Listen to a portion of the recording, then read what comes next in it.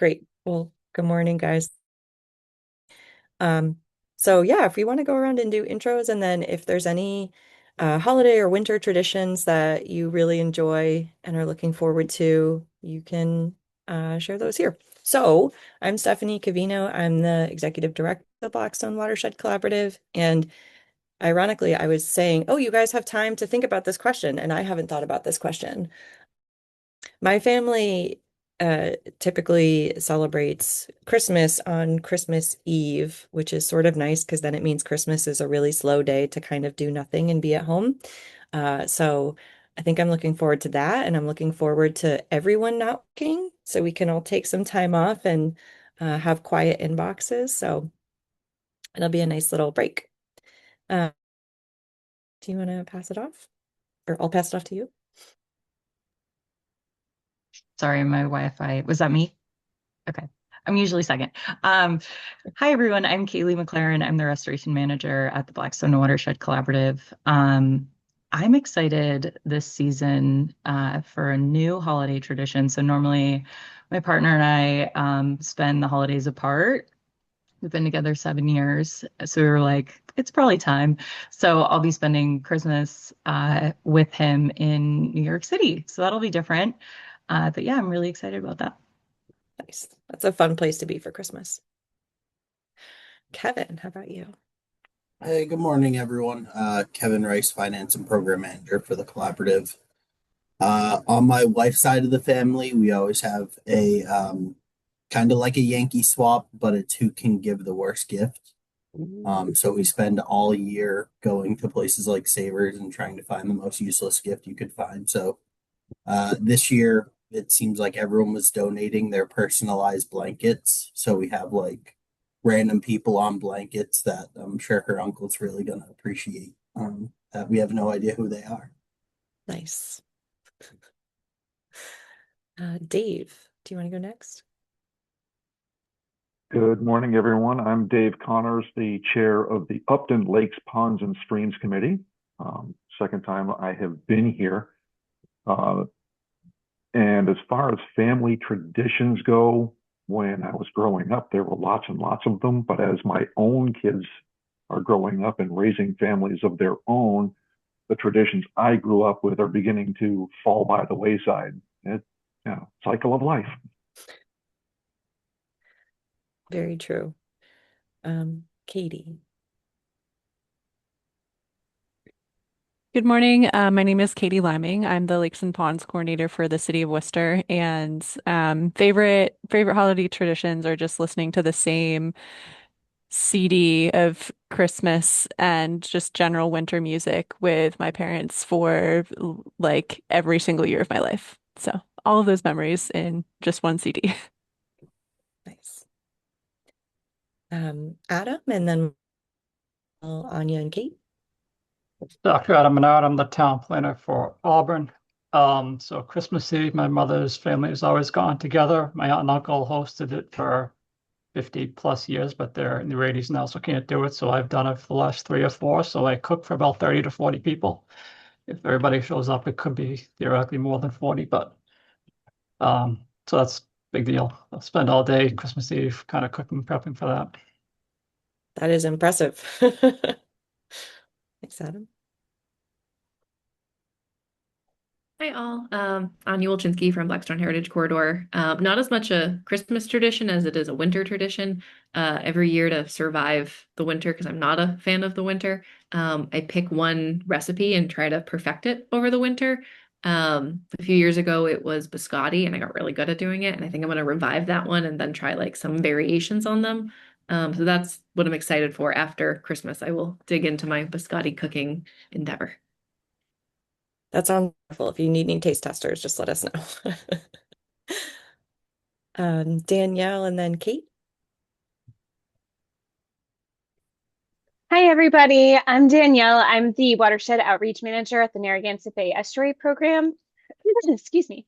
And my favorite holiday tradition lately, my partner is a music teacher for grades 1 through 8. So going to his school's winter concert has been my favorite tradition lately. Just seeing how much kids can do, in the course of half of a year. It's really fun.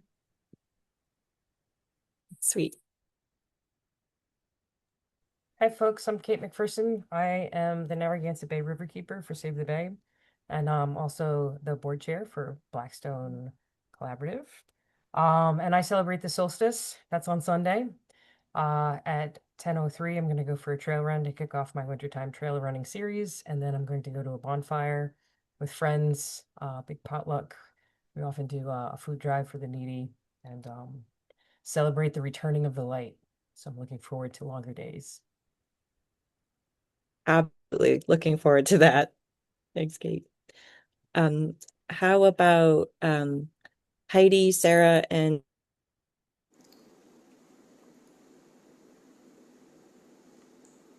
Good morning, everyone. It's good to see everybody. I'm Heidi Ritchie, Director of Policy and Advocacy at Mass Audubon. I don't have anything really fancy, but we do typically go to my husband's family's home, my in-laws in Westboro, see his mom and his sister and their family, which is a big Italian family, and now getting to be multi-generational because their kids are grown and they're married and yeah, next generation coming on. So it's always like lots of food and it's Stephanie, Italian families, lots of talking and all that. So that's basically it. very loud usually. Yeah. Sarah? Hi, y'all. I'm Sarah Bertrand. I am an education coordinator based out of Worcester for Mass Audubon, and I'm generally just looking forward to rest and sleep and yeah, regaining energy. Very important in the winter for sure. Dan, and then Nick and Aaliyah. I'm Dan Giza. I'm a fishery biologist at Verdantis and also a Tatanack Brook Watershed Association member.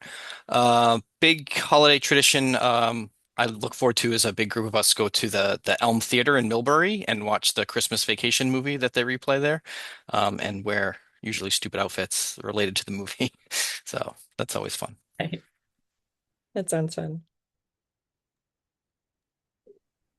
Sorry, I think I was next. Hi, I'm Aaliyah Casso. I'm the conservation agent in Shrewsbury. One of my favorite traditions, I think, is on the solstice. I'll typically go and look at all the lights because it's nice to have a lot of darkness to do that. And it's very easy on the longest night of the year. Absolutely. Yeah, Nick, go ahead. This is Nick Cohen. I'm a senior environmental planner with the Horsley Witten Group, and I'm looking forward to just seeing my family. My sisters live pretty far away, my parents not so far away, but we all try to meet up in a relatively convenient location for everybody, which we're doing this year. So looking forward to that. Nice. Thanks, Nick. Heather, and then Cassandra and Ted. Hi, I'm Heather Perry. I'm with the Blackstone River Coalition. I'm the Water Quality Monitoring Coordinator. Um, Similar to some other folks on this call, some of my family traditions are changing as my kids get older, so I'm just happy to have them home from college and all in one spot. So I'm picking up my oldest son today. So That's nice to get everybody together. Hey everyone, my name is Cassandra Flores. I'm U.S. Senator Jack Reed's Community Affairs Coordinator in the Providence office. A tradition I'm looking forward to, just spending time with friends and family that I don't usually see. So that's the most important thing to me. Yeah, absolutely. I agree. Thanks. Hi, Ted Beauvais with the Blackstone River Watershed Association. We have a lot of traditions. One that we're actually be doing Saturday is we bake sugar cookies. That was done yesterday, and then there's a cookie decorating effort with friends and family, and it's fun to participate in and fun to watch because some people are very quick to decorate, and other people it takes them like 30 minutes to decorate one cookie. Yes, my sister that way. But it always turns out really well. Elsie, and then Bijoy and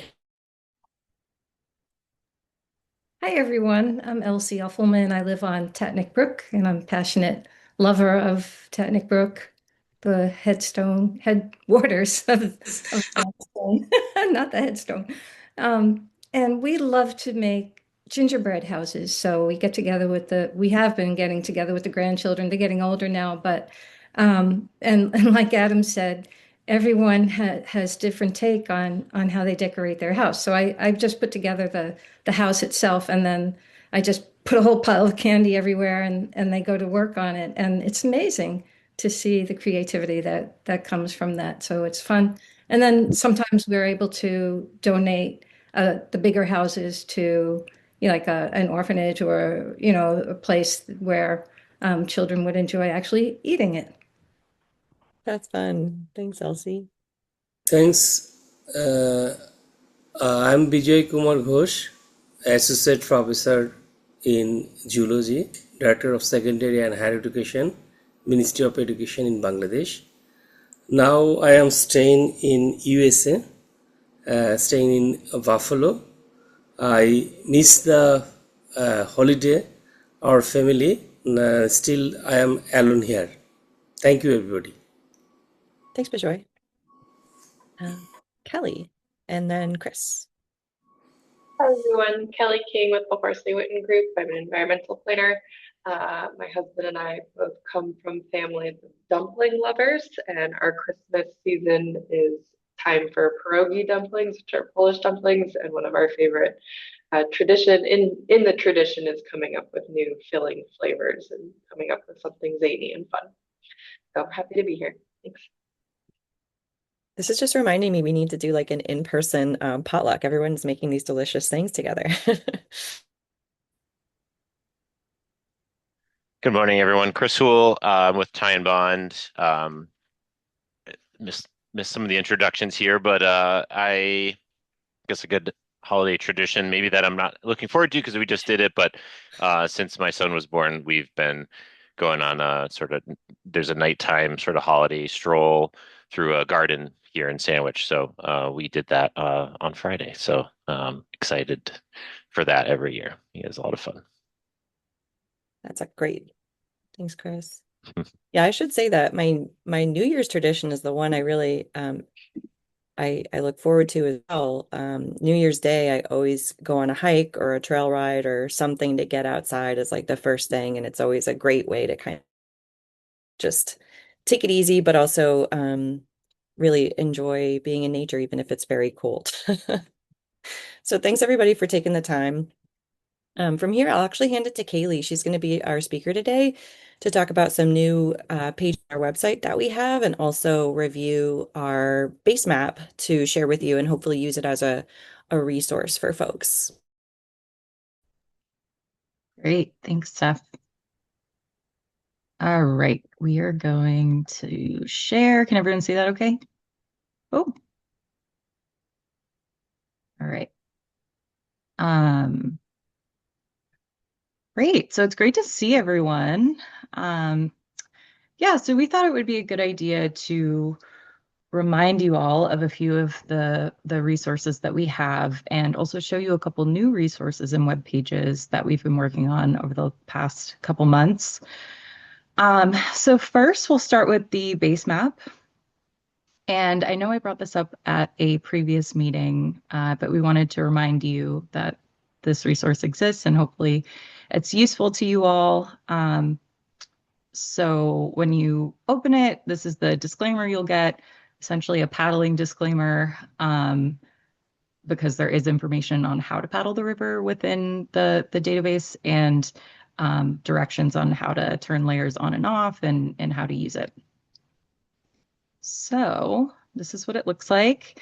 And we had two main reasons for creating this. So the first is to visualize layers together for the whole watershed. So if you work in Massachusetts, you've probably used MassMapper through MassGIS, and it's a really, really great option for visualizing a lot of different layers together. And the equivalent in Rhode Island is Rhode Island GIS. And you can't really visualize multiple layers together. I think you can visualize like one at a time if you click on that specific database.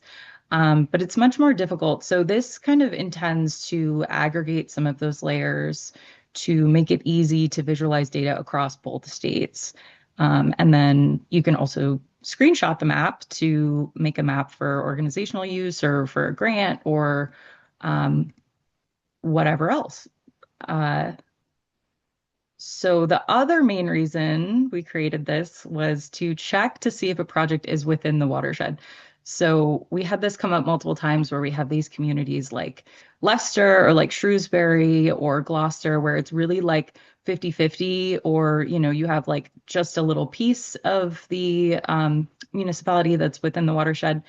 And if you hear about a project and you're not familiar with the area and you don't know whether it's in the watershed, it can actually be really difficult to figure out whether or not it's in the watershed because you don't find the watershed boundary in like, Google Maps or something that's super accessible. So we created this so that you can search different addresses and figure out whether or not it's in the database. So if we do one that's probably familiar to many of us, 3 Paul Clancy Way. It's the DCR Visitor Center in Worcester. It'll take you directly to that location. And of course, this one is well within the watershed. And of course, we can do the same for Rhode Island. So if we do 100 New River Road in Manville, Rhode Island, this is the Friends of the Blackstone owned site, Sycamore Landing, right along the river. And of course, that's well within the watershed as well. So that's one of the important functions of this that I think is helpful. So that's the search bar right here. You also have the legend. So this will show you which layers are turned on. It also is the same over here. This just kind of zooms you out and gives you that initial view right when you open the base map. And then this is where you're going to find the layers. So you can click on and off each of these layers. So we have the Blackstone Bikeway, we have the river itself, we have culverts. So that's separated into not assessed and assessed. We have main stem dams, and these are labeled as well. The US stream gauges, we have access points, which is related to the paddle guide as well. We have the rapids, which are also from the paddle guide, all of the dams in the watershed, the portage routes. So if you zoom in, you can see these. This is essentially how we get around the different dams or rapids or other obstructions when we paddle the entire river. So that's available. We have Mass Office of Boating access points, census block groups, environmental justice. We also have biomaps. So this is specifically only within Mass. But we do have this here in case you did want to visualize it with something like the Bikeway that isn't on Mass GIS, but that's available as well. We have FEMA flood hazard, hydrology, areas of critical environmental concern, open space, cold water fisheries, the subwatersheds, the Seekonk down here as well. You can also click on and off the layers that kind of come on automatically. So the Mass boundary and the Rhode Island boundary, those are difficult to see, but and then the town boundaries, the watershed boundary, and we also threw in the Seekonk subwatershed in case that's helpful for anyone. So we'd also love to add the water quality data from the Blackstone River Coalition. Heather and I talked about this and I totally dropped the ball on it. So hopefully we'll get that up and running soon as well.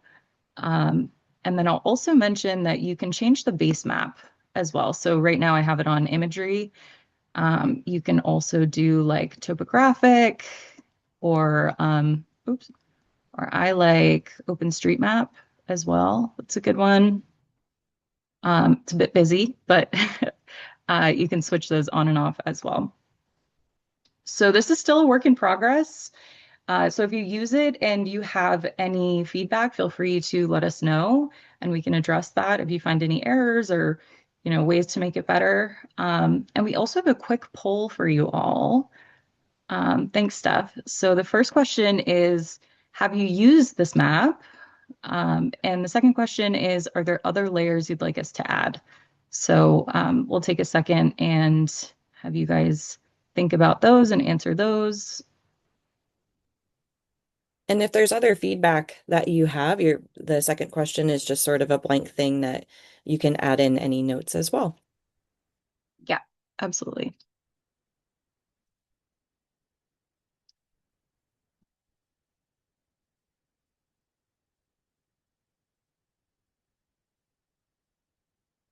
So we'll leave it open for a couple more seconds. Yeah, we're still getting answers in every couple seconds here. Okay, great. Kaylee, is there currently a layer at all for the canalway? There's not. So that would be great to add as well. Okay, I think they keep coming in. I remember we tried to get the canal layer from the Park Service as well as the consultant who did the study, and we ran into a couple dead ends, but that would be great to have, Kevin, you're right. Definitely. So it seems like it's mostly that folks didn't know about it. Did this, and you guys could see that this is a resource. Um, and as a reminder, Kaylee, do you remember if you go on our website, how to get there again? If you can just show people that first step. Yeah, absolutely. Yeah, so if you go to our page, you can go to GIS resources and either click this button or the photo, and it'll pop right up. Great, thank you. And I will look through your answers of what you guys gave as feedback. It says that they're there, but I can't see them unless I sign into Zoom separately. So I'll do that in a second, and we'll look over what your thoughts are on what we can add and improve. Thanks so much. Perfect. Yeah, thanks, guys. So now we'll move on to a couple of the different web pages that we've been working on. First is our giving page. So I believe we talked about this last time, but I'd like to just quickly mention that this page is live. So thank you to Kevin for setting this up. So if you'd like to contribute to the collab's mission, this is some information about, what we do. You can do that here, or you can share it more widely. You're welcome to do that as well. So our next page that we've been working on. So we often get asked about what the difference is between the Blackstone groups. So we made this page so that we don't have to, explain it all the time. So we'll start with watershed groups. So I made this map to show where all of the watershed groups work.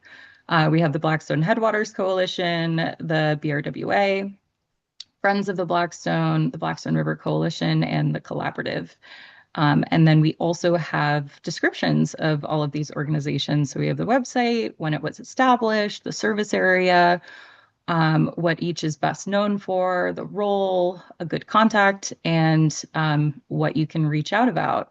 So we also have some great pictures as well. So those are the watershed groups. We also have other regional Blackstone partners. So we included the Blackstone Heritage Corridor, kind of the same information here, and the National Park Service as well. And then the Blackstone Valley Tourism Council. So that's that page. So if you also get this question often of like, there's so many of you, why are there so many Blackstone groups? You can direct them here. And hopefully this is a useful resource. So now are you all impressed that I know these off the top of my head? The URLs. So now we'll talk about the River Restored page. So this details the Mishkitacook Restored Vision Plan project that we're working on, funded by the National Fish and Wildlife Foundation. So it starts with an overview of the project. This is actually our one-pager. So lots of good information in here as well. And specifically, we wanted to call out a few resources. So this is one that we've talked about a few times, but the first is the work of our intern, Mallory McPherson, the work that she completed over the summer. So she went through all of the municipal plans for main STEM communities and cataloged all of the restoration priorities that she found in those reports and plans. So that includes the hazard mitigation plans for towns, MVP plans, master plans, um, things similar to that.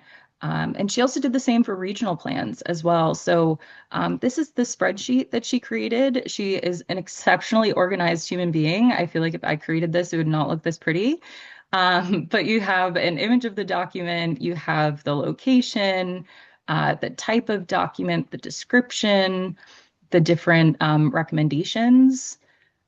She categorized them, put a priority on it, and then summarized, and there's a hyperlink as well. So this goes through all of the main STEM communities. So this is a really great resource that we hope is helpful for folks. She also created this summary of her work, which is beautiful. You can totally tell she's in graphic design. So, she categorized all of these and summarized, and this includes both the regional plans and the municipal plans. So that's on our website as well. And then if you scroll down, we also have a new draft restoration priority action plan available on this page. So it catalogs all of the site-specific dam removal and culvert replacement projects that have risen to the top as priorities for the watershed. So a big part of whether or not a project is a priority is whether or not there's a willing owner or a partner that's kind of called it to our attention. And I'll also note that most of these projects are focused in Massachusetts because Mass has a lot of funding coming in the next few years at the state level that we want to be prepared for. And then in Rhode Island, we'd like to work on creating a department within RIDEM that's similar to the Division of Restoration, Ecological Restoration in Massachusetts. So I'll take you through the plan just really briefly. Um, it is 50 pages, but don't let that scare you because the whole second half is kind of site descriptions of different projects. So we have an executive summary. We have some background on the collaborative, the history of the Blackstone, project prioritization, watershed-wide challenges and priorities, and then a description of restoration. And then the second part is separated into dam removals, culvert replacements, and other restoration projects that we've identified as priorities. So we have our executive summary. We have the history here, the history of the collaborative as well, our project prioritization, the challenges and priorities at the watershed level. So, we have low regional capacity, we have lack of connectivity, hydrology, water quality, and access. And then we kind of detail restoration in this short kind of one-page way here. And then we get into the specific projects. So we start with dam removals. These are just a couple of maps that show the DER restoration potential model tool scores that we have for the Blackstone. And so we have it by watershed and by state. And then this includes our priorities as well as the collab. So these are the dams that we'd love to remove or have been, identified in some way by either us or a partner as, something that would benefit the watershed. So these are the dams, and then we get into the culverts, and it starts with some background on what we've been up to in terms of culverts. And then it goes into the sites that we have been essentially applying for funding for replacement. And most of these are either in Grafton or in Douglas, because that's where most of the culvert work that we've been doing has taken place. And lastly, we have other restoration projects. So anything that doesn't really fit, we have fish passage, a couple of, parcels that could use some work and some daylighting as well. So that is that resource. It's definitely still in draft form. Just want to reiterate that. So, if you go through and find that things are missing or, not worded correctly or anything, feel free to, send your edits over to us and we can incorporate those as well. And this is really intended to be a snapshot in time of what our priorities are right now. So, this could change, this will change over time, and we hope to update this plan and keep it on the website as a resource um, going forward. So yeah, we're really excited about that. And then the last thing I'll say is that we are working on a 604B page. So the 604B project, we're working with the Central Mass Regional Planning Commission and a couple of other partners to create a watershed-based plan for the region, and that'll allow municipalities to apply for 319 implementation funding through DEP for projects. So we're kind of really just ramping up that project and just kind of getting it going now. So yeah, so stay tuned for that one, and I will drop the links in the chat to all of these different resources. And if there's any questions, I'm happy to answer questions. Otherwise, we can kind of roll into the collab updates. Thank you. Yeah, thanks so much, Kaylee. And I compiled all the things that folks mentioned in their feedback. So those are different ideas for land use. I mean, for the map. And I know there was one question there of can we print the map that you create or save it as a PDF? Oh, yeah, absolutely. Yeah, feel free to use it in whatever way is helpful to you. Can you show us, is there a way to like through the things the PDF or do you just take a screenshot? That is a good question. The other thing I didn't mention is I would love for some kind of data download as an option. I think your best bet is going to be a screenshot. Yeah, I don't think there's any way to really, yeah, this is to measure. So, Okay. Yeah, I think you're going to go with the screenshot most likely. Thanks. Yeah. Aaliyah? Let me lower my hand. I had a question about how to access. I missed how you access your partner's page, or your not your partner's, your fellow Blackstoner pages. Yeah, I'll drop the link in the chat. I don't think it's linked anywhere. It should probably be linked from maybe our partners page. Okay, Great. yeah, because I was clicking around and I was like, wait, how do I You get just Yeah. have to know back the there? I do. I just have Sorry. to know the URL. Yeah. B groups. And then I'm sorry, you might have said this is, and I don't know enough about GIS to even understand if you did already say Yeah. this. Is the GIS downloadable if we wanted to put it on, like we have our own GIS in our town and we have a GIS coordinator. Could we download that data and put it on our map?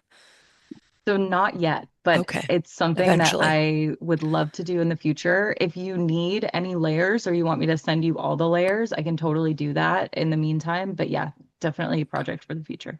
Awesome. Okay. Yeah, Heidi. Thanks. I had kind of a related question again, also not being a super expert in GIS person. So the way you've constructed this map, those data layers that you have in there, are they like live? Like if the entity that created that data layer is updating it, will your map be updated, or are you going to have to like periodically manually try to do that? Yeah, they're not connected in that way. So yeah, I would need to manually go in, but yeah, it's something that we intend to keep up with. So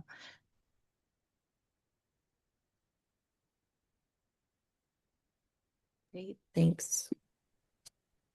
So I just really quickly put the B groups on our drop down. So now if you go to page, you'll see it at the top as an option. let's refresh. Let's see it in real time. Blackstone orgs, there it is. Great, thanks, Steph. Perfect. Yeah, thanks. Awesome. Any other questions? Great. Okay. Well, thanks, guys. Yeah, thank you. And there was just a note in the chat about Fish Passage. So we do have a page on Fish Passage, and it's blackstonecollaborative.org/Fish Passage. We try and make our URLs easy. So you can check out everything that is going on and the latest information on alternatives. And we'll go through the updates in a minute, but they are Fuss and O'Neill is working with TNC and RIDEM to submit all of those permits at the end of the month. It's exciting. So we'll go back to our share here. Awesome. Okay. So thanks so much, Kaylee. That was really helpful to kind of go over, and I'm really glad that the map is a new resource for folks. So we don't have a ton of updates, so I'm going to ask you guys for each of these topic areas if you have anything to add. For academic partnerships, we've been invited to do a practice. I forget what it's called, practicum of something course, a pop course at Clark University. Kaylee, do you remember what it's called? I think it's problems of practice. Problems of practice. There we go. I had to take one back in the day, so I don't. It's It was a long time ago. a freshman course that they often offer every now and then about the Blackstone, which is really great. The headwaters of the watershed. And so it's just talking about the history and pre-colonial history up till now and the changes that have happened. And they've asked us to be a part of that course. So we'll be doing that this coming spring. Any other academic partnerships that folks want to share?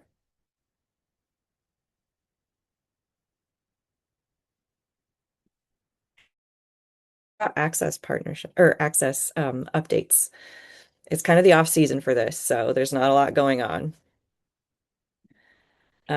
Just a note that we still would love to meet with you, and even if it's planning something months in advance, we would love to get on the river with you. We've so far taken out some municipal officials from both Millbury and Worcester, and it's been really fantastic. And everyone who came with us so far, it's been their first time on the river. So we love introducing people to exploring their community and seeing what it looks like for the river, because there's nothing else like understanding it from the river itself to really get it.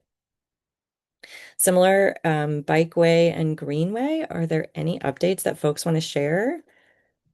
I can just mention meet with all of these communities along the main stem for our sort of Kitticook Restored project. We've heard about some potential opportunities for expanding the bikeway that folks have identified, particularly in, I think, Uxbridge and Northbridge. So we've worked with the Heritage Corridor, sharing that information. Anya, is there anything else that you want to mention? There we go. Hi. Yes, and I feel like I'm doing improv. We have a job opening right now for the recreational resource manager position. It is currently live on our website. Check it out under About Us for Careers. We actually have a lot of promising candidates for the position, so we'll probably end up closing it sooner than end of January because I think we definitely have some really great folks that are interested in this. This work would focus on the creation and completion of the Blackstone River Greenway Bikeway, but also on other recreation priorities. So working closely with, I'm sure, many of you on recreation in the Blackstone Valley. So please share this far and wide with folks. And I'm also happy to talk with anyone that might be interested, but don't really know if they want to fully apply yet. Happy to have informal chats too.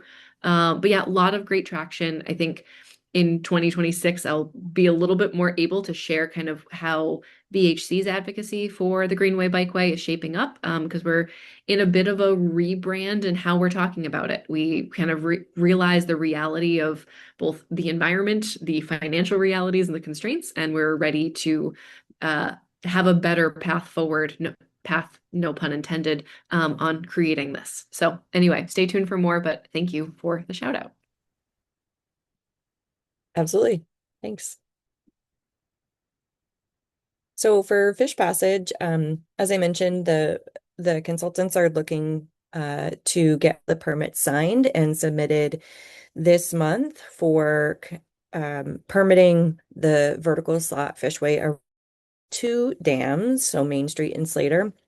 And they're also working on an alternatives assessment at Elizabeth Webbing Dam. They're looking at both, as I mentioned last time, I think a vertical slot fishway and a nature-like fishway at different levels of lowering at Elizabeth Webbing. They're currently kind of exploring what all the costs and benefits would be for each of those different 9 options.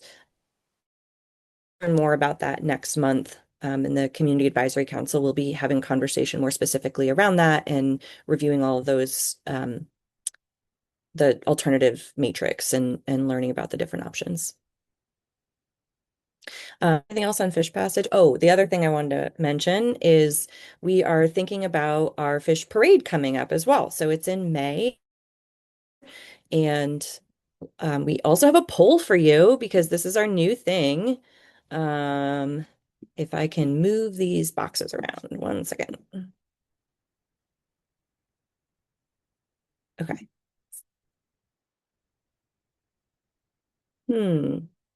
I apparently can't launch 2 polls at once. Oh, it's being shared. Stop sharing. Sorry, I don't know what that looked like for you guys, but all right, now this one's launched. So our 2 options, if you guys have a preference. So the first couple years that we did this, we did a marching parade or the lowest 2 dams sort of as a symbolic, we're going to march these fish over the dams if they can't do it themselves. And we had tabling at Slater Mill. And last year, we instead moved upriver to Valley Falls Marsh and wanted to show this is where we're trying to get migratory fish. And so we did a paddle up the river into the marsh and back. And folks who didn't want to paddle had an opportunity. We worked with the Blackstone Valley Tourism Council to take their River Explorer boat and go up that way. So we didn't have room for tabling at but it was a really interactive way to talk about this. And we still have speakers in either case. So maybe you don't have a preference, and that's okay, but we figured we'd ask if folks really had a strong feeling one way or the other. So far, Central Falls Landing Paddling Parade is winning, in case you're curious. I'll give folks another minute here to answer this, and then we can move on. We are looking at, it's not definite yet, but we are looking at Saturday, May 16th as the potential date. So we have a meeting coming up where we'll discuss this in more detail with some of our organizing partners and check with our host organization. So if it was the paddling, it would be Valley Tourism Council again. And if it was the parade, potentially Slater Mill National Park Service. Okay. So we're pretty split here. But most folks by a slight margin are choosing paddling, which is good to hear because that one's actually a little easier, I think. That's kind of what we're leaning towards. So we will get back to you next month with a definite on that date and what we're doing. But hopefully we'll plan for May 16th. Water quality, Kaylee. Yeah, so no CSO events since our last meeting. The CSO working group did meet in, gosh, I think November. Still TBD when we're going to meet again. We need to go over meeting frequency and talk about, where we want to go as a group. Yeah, Dave.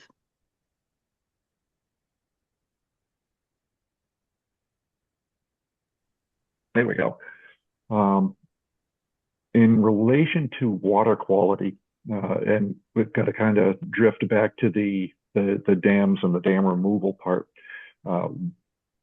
Is there any concern with cyanobacteria in some of the impoundments behind the dams? We're having an issue here in Upton, and I'm just wondering if that's been a concern throughout the rest of the watershed. Yeah, that's a great question. So typically cyanobacteria blooms occur in more stagnant, slow-moving water. So if your questions is around, would a dam removal affect that? It probably would reduce the likelihood of having a cyanobacteria because that water would then be more of a moving stream versus a a slow moving ponded area. Katie knows better than me if you want to jump in, Katie.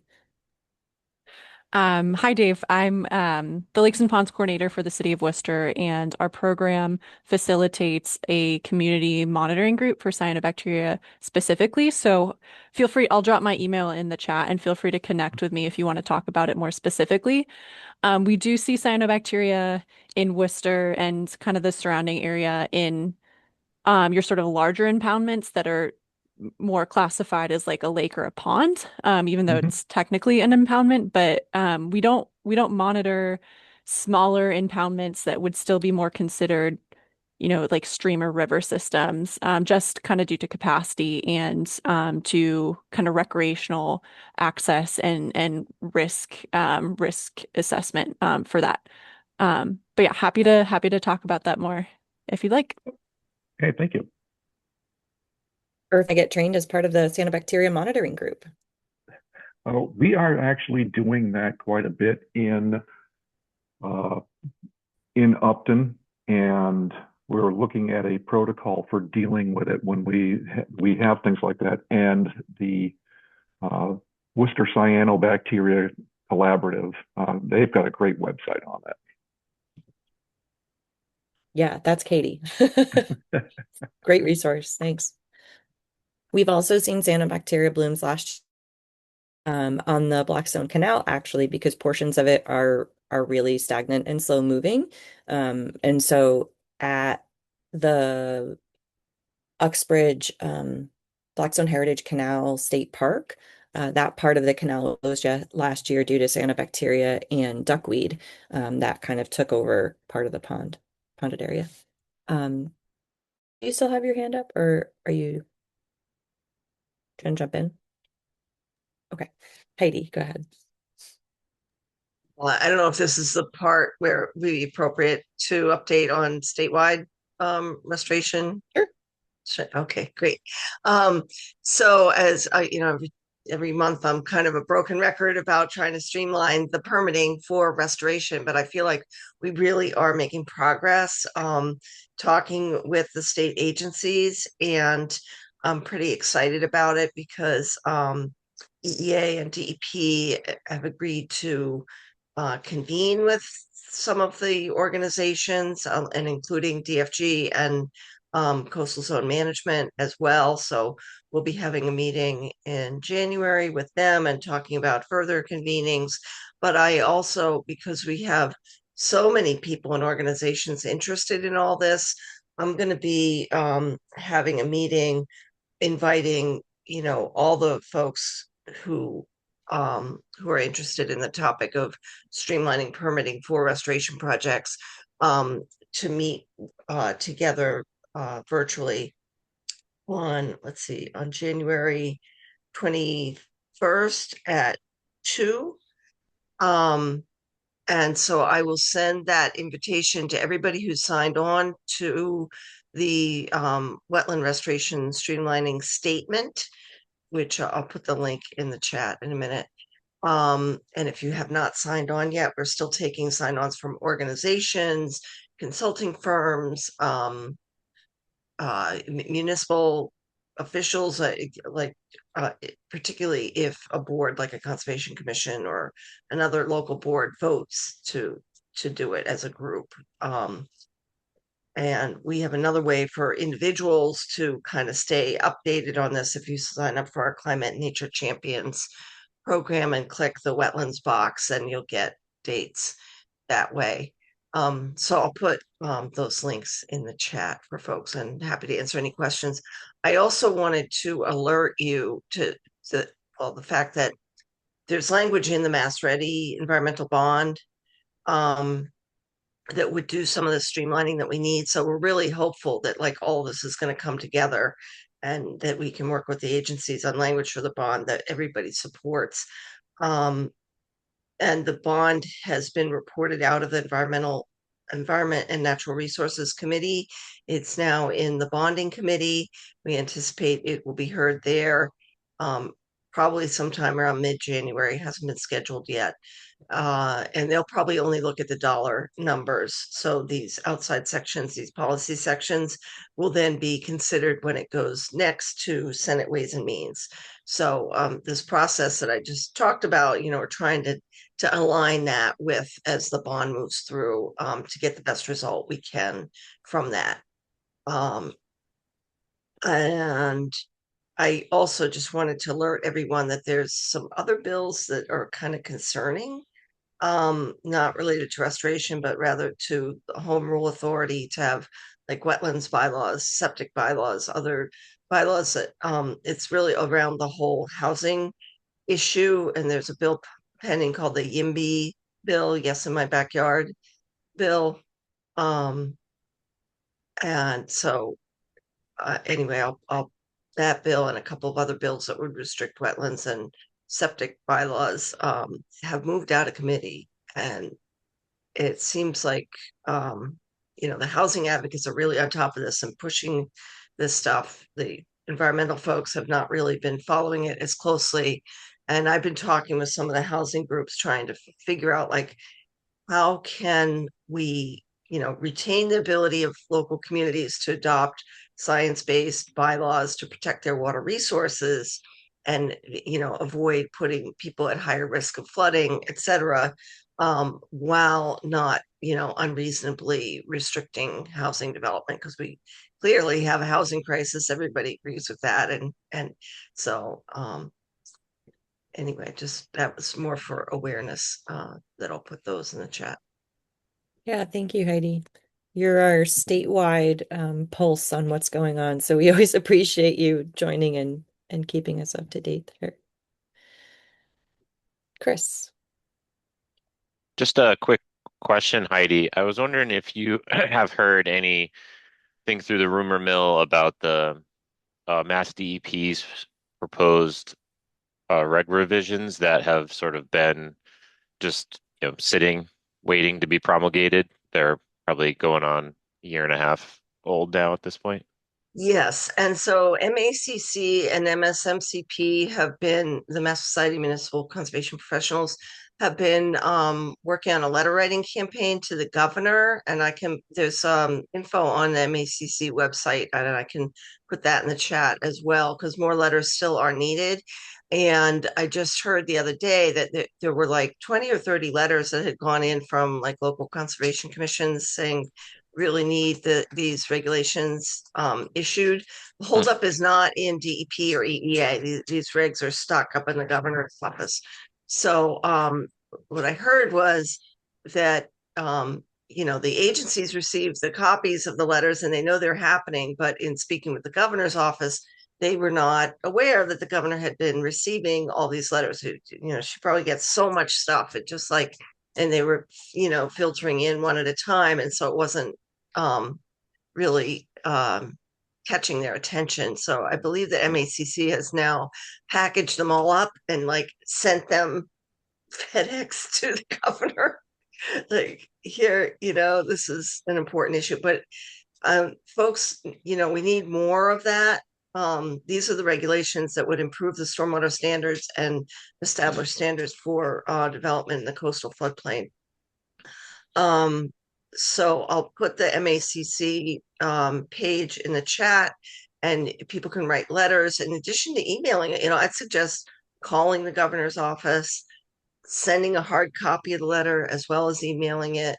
You know, trying to get her attention, and she's got a lot of other important things on her desk. So, yeah.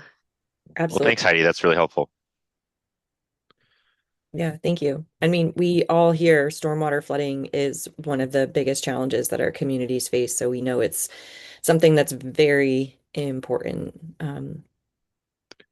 There's some really good reg revisions that very, very minor, but they will have a big impact in that package as well for exempting stream crossings that meet the stream crossing standards from Chapter 91, changes to how salt marsh is viewed from a dredge perspective, and minor changes for sort of speeding up the permitting process for dam removals and other ecological restoration projects. So very minor, but big impact. So I'm hoping to see that through very soon.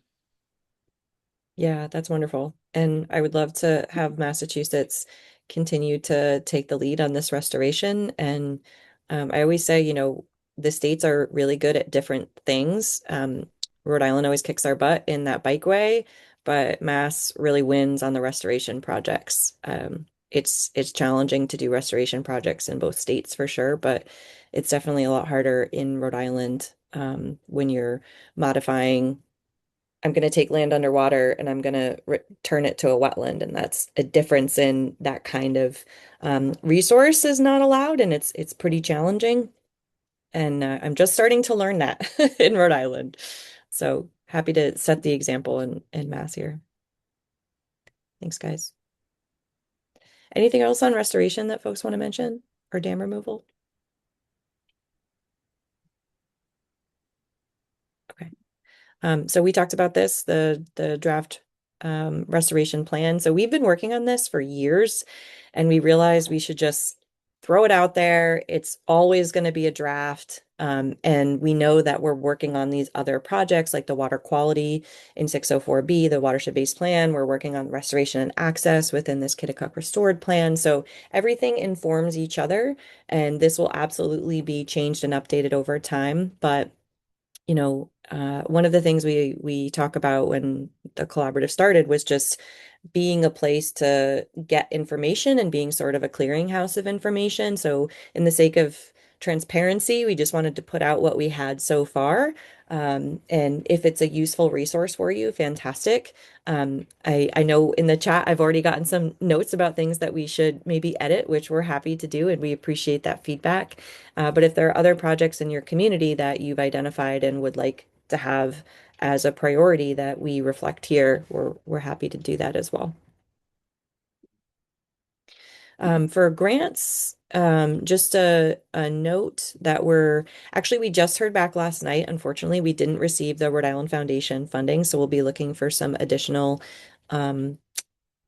private funding sources. We're always looking to diversify because we are mostly federally funded. We're still waiting to hear back in Massachusetts about the Moore grant for an outdoor recreation program and NBP's capacity building program around restoration and sediment testing. We are also, I say we, really Kaylee is also working with the town of Grafton to help apply for a Mass DOT culvert grant. And I think Upton as well is working on that grant with your consultant. So thank you for that. And if other communities are working on that or are interested in doing a MassDOT grant around culvert replacement, let us know if we can provide a letter of support or otherwise help you. So from here, I'll hand it to you guys and whatever else you would like to share of updates. Feel free to jump in, put it in the chat, raise your hand.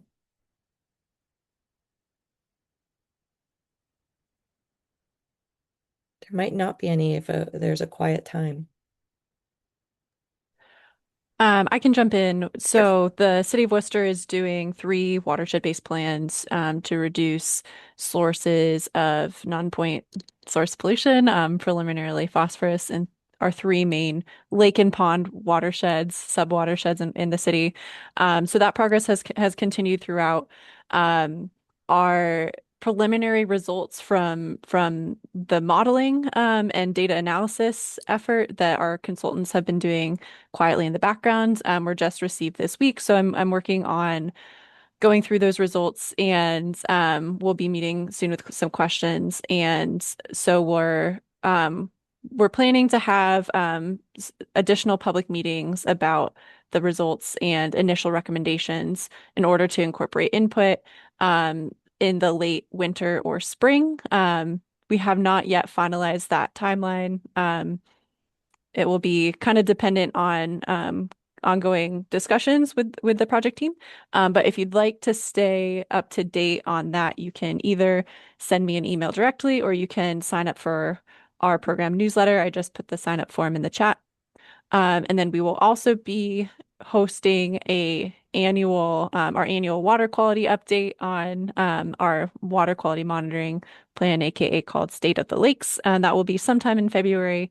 The exact date and location to be announced. Thanks so much, everyone. Thanks, Katie. That's such a great event to really get a great overview of what's going on in Worcester. These were shared with us and were asked to share with you, so I'm passing it on. If you haven't heard, Mass EEA has started this new Eco One Stop. So it's an attempt to streamline grant applications to have sort of this one place to provide an application, and then they can better figure out where it fits in to be funded. So they're having informational webinars as they launch this program. So these webinars will be recorded, so if you can't attend, you can always check out the recording afterwards. But January 27th and 28th, and we can share that in the chat and in the notes with you.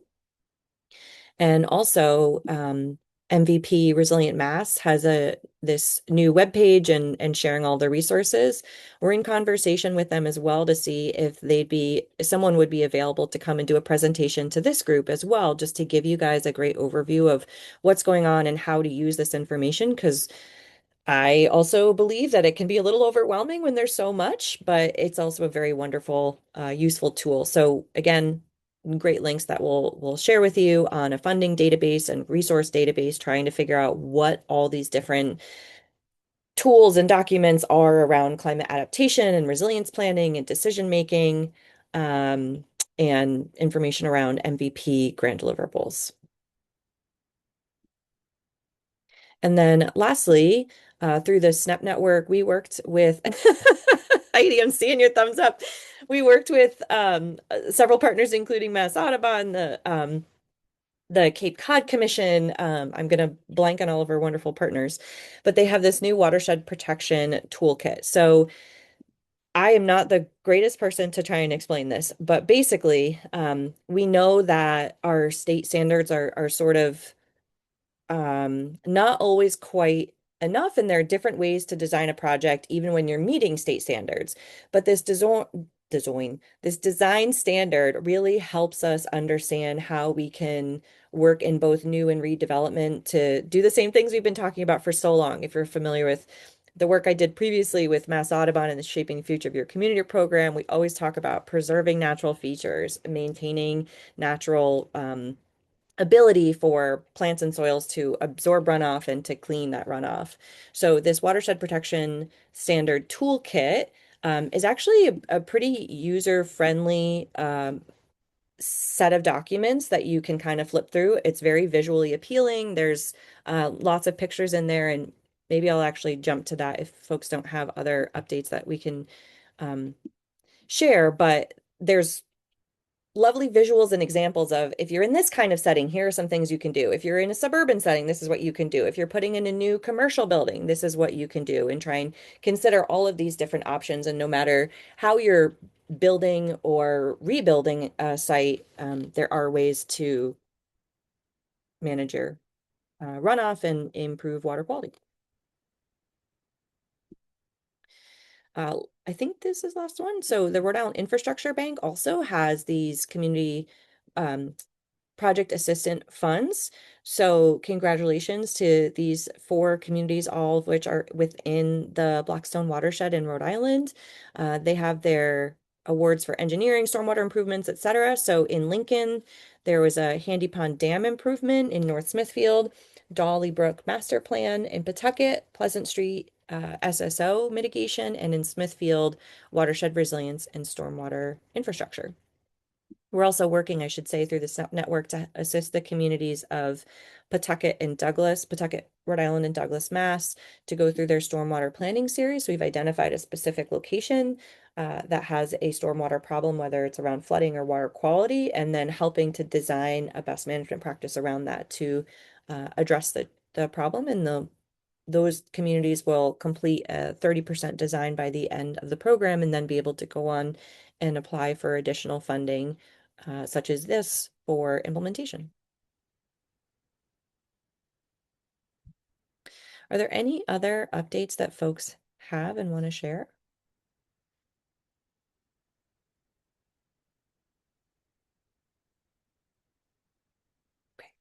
I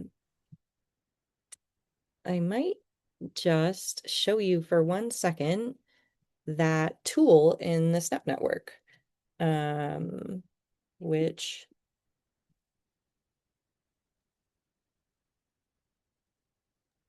And while okay. you're doing that, Stephanie, I think that's great. And I believe the SNAP Network is also going to be organizing a free webinar soon on it.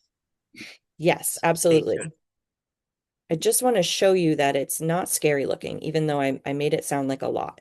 So they try and have a lot of these very friendly sort of like, okay, here's our pre-development, no treatment, maybe our current standard improves runoff, but it's still not pre-development. And then this watershed protection standard really is trying to get as much as possible back to those pre-development conditions. So it can be a little confusing to look at this, but thinking about um, smaller storms and larger storms and how that stream flows in natural conditions versus it's incredibly more flashy of lots of flow and then no flow in these when lots of water's running off. And there's information not just about like the fact sheet of like what is this, but also let me find my this promotional handout, which is the part that I like. So it talks about what is this? Why should we adopt this? So there's language and assistance of how do I actually adopt a bylaw to require this watershed protection standard and what that means, reducing the flashiness of streams, why this matters, and thinking about the water cycle, etc. So the one other part is the site examples that I wanted to show you.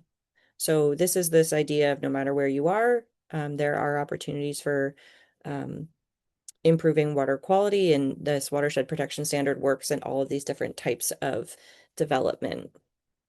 So it has lots of different examples, whether you are in low density residential subdivision, large commercial properties, and it talks about these like, here are different opportunities for BMPs, and this is what we did in these example areas. Industrial settings where, okay, we understand you need a lot of parking, but there's still things we can do. Urban institutional, if you're at a university, for instance, townhouses, and then comparing conventional site design, how not to do this versus how to use low impact development. So it's a pretty friendly toolkit. And then again, there's this language on, okay, if I actually want to adopt this, how do I do it? And feel free to reach out to me or Heidi or others at the SNAP Network if you're interested in this, and stay tuned for that webinar that will be coming up in the spring. Great question on culvert assessment. We're working on that as well. So yeah, Kaylee can follow up with you guys on when we figure out when we're running one.